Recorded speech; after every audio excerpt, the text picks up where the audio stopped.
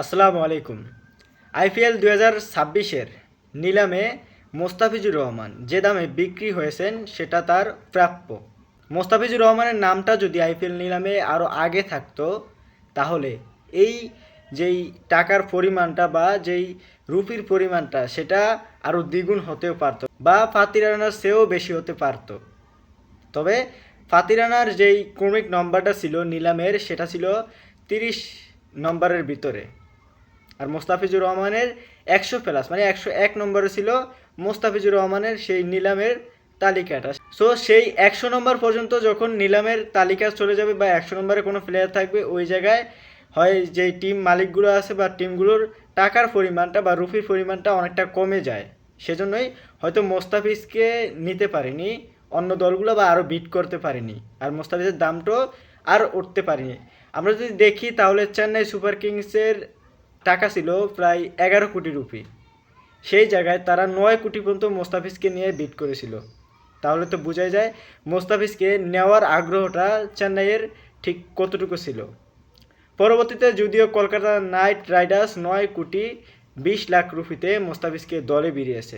বাংলাদেশিদের ভিতর বাংলাদেশি কোনো প্লেয়ারের আইপিএলে এটি সর্বোচ্চ দাম। এর আগে এই দামটা ছিল মাশরাফি বিন মুর্তজার। 2009 সালে মাশরাফি বিন মুর্তজাকে 5 কোটি 40 লাখ রুপিতে দলে ভিড়িয়েছিল সেই কলকাতা নাইট রাইডার্স। কলকাতার হয়ে এখন পর্যন্ত খেলেছেন 4 বাংলাদেশি। প্রথমে 2009 সালে মাশরাফি বিন মুর্তজা, তারপরে সাকিব আল হাসান কলকাতার হয়ে বহু বছর খেলেছিলেন, প্রায় 6টি আসরের মতো খেলেছিলেন। সেখানে 2টি আসরে চ্যাম্পিয়ন হয়েছিলেন সাকিব আল হাসান এবং তার কলকাতা। এর মধ্যে একটি চ্যাম্পিয়ন হওয়ার পিছনে সাকিব আল হাসানের ভূমিকা ছিল অন্যরকম, এবং সেই ম্যাচে চ্যাম্পিয়ন করেছিল সাকিবের কারণেই চ্যাম্পিয়ন হয়েছিল Kolkata night Riders.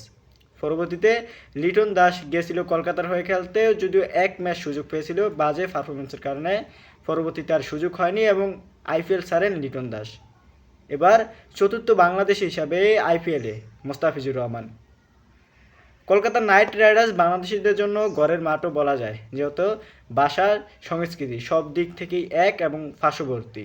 Eden গার্ডেন্সে Mustafiz জাদু দেখতে অপেক্ষায় বাংলাদেশের কোটি ভক্তরা।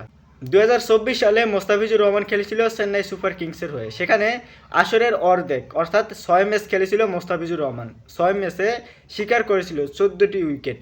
সেই 14 উইকেটে মোস্তাফিজুর রহমান ছিল টপ উইকেট শিকারী। মানে 6 ম্যাচ খেলে মোস্তাফিজুর রহমান আসরের আইপিএলের টপ উইকেট শিকারী হয়ে আইপিএল ছাড়েন মোস্তাফিজুর রহমান, ন্যাশনাল ডিউটির কারণে, বাংলাদেশের খেলা থাকার কারণে। পরবর্তী আসর মানে অর্থাৎ 2025 সালে মোস্তাফিজুর রহমান থাকেন আনসোল্ড। সেটা থাকার কারণটা ছিল বাংলাদেশের এবং ভারতের সম্পর্কের কারণে এবং রাজনৈতিক কারণে। তবে এবার সব কিছু ছাপিয়ে মোস্তাফিজুর রহমান দল ফেলেন। যদিও 2025 সালে শেষের দিকে মোস্তাফিজ কিন্তু দিল্লি ক্যাপিটালসের হয়ে মাঠ মাতিয়েছিলেন। 4 ম্যাচে 5 উইকেট শিকার করেছিলেন এবং দুর্দান্ত ইকোনমিতে বল করেছিলেন। তবে তার মূল্যই মোস্তাফিজ পেলেন। এবার রাজনৈতিক বিদ্বেষ না থাকার কারণে দিন শেষে মোস্তাফিজের জন্য শুভকামনা এবং কলকাতা নাইট রাইডার্সের জন্য শুভকামনা। তবে আরেকটা বিষয় বলে রাখি, মোস্তাফিজুর রহমান কিন্তু এবারের আসরে 90% ম্যাচের জন্যই এনওসি পেয়েছে। যদিও নিউজিল্যান্ডের বিপক্ষে ওয়ানডে সিরিজ থাকায় 8 দিনের জন্য আইপিএল ছাড়তে হবে মোস্তাফিজকে। তবে এই 8 দিন বাদে মোস্তাফিজুর রহমান পুরো আইপিএল আসরেই খেলবেন। মোস্তাফিজুর রহমানের জন্য শুভকামনা, কলকাতা নাইট রাইডার্সের জন্য শুভকামনা। আশা করি দ্বিতীয় বাংলাদেশি হিসাবে কলকাতা নাইট রাইডার্সকে চ্যাম্পিয়ন করার ভূমিকা রাখবেন মোস্তাফিজুর রহমান। সাকিব আল হাসানের পর বাংলাদেশের টি-20তে তারকা এখন মোস্তাফিজুর রহমান, সেটার প্রমাণ যাতে মোস্তাফিজুর রহমান দিতে পারে।